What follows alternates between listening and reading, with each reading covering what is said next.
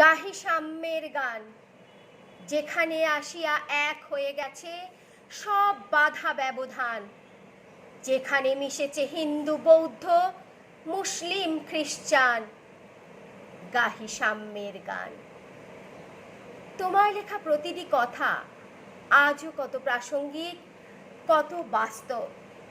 যে বৈষম্যকে দূর করতে চেয়েছিলে তুমি, যে বৈষম্যকে দেখে তোমার তিক্ত হৃদয় কেঁদে উঠেছিল, তোমার বিদ্রোহী কলমের ক্ষুরধারে যাকে বিদ্ধ করতে চেয়েছিলে, সেই বৈষম্য আজও যে ভয়ঙ্কর রূপে প্রকট। তাই আজও তোমার প্রতিটি বাণী প্রতিকূল পরিবেশ ও অস্থিরতার মধ্যেও লড়াই করার অনুপ্রেরণা যোগায়। তোমার সাহিত্যকর্ম দেশপ্রেম, অসাম্প্রদায়িকতা, কুসংস্কার মুক্ত মনন আমাদের চলার পথের অন্যতম পাথেয়। তোমার সমগ্র সৃষ্টি সম্ভারে আমরা তথা আপামর বাঙালি সমাজ সমৃদ্ধ ঋদ্ধ। তুমিই তো আমাদের বিদ্রোহের কবি, আমাদের প্রতিবাদের কবি, আমাদের সাম্যের কবি, আমাদের প্রাণের কবি।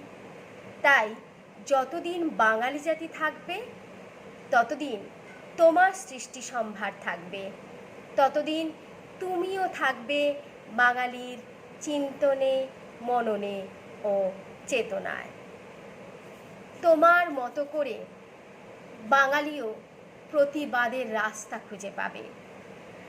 যেদিন সেই কাঙ্ক্ষিত পৃথিবী আমরা পাব, যেদিন আমরা হিংসা কলহ দেশহীন ভালোবাসায় মোড়া আমাদের পৃথিবীকে দেখতে পাব, সেদিন বোধহয় কবি তোমার বিদ্রোহ সমাপ্ত হবে।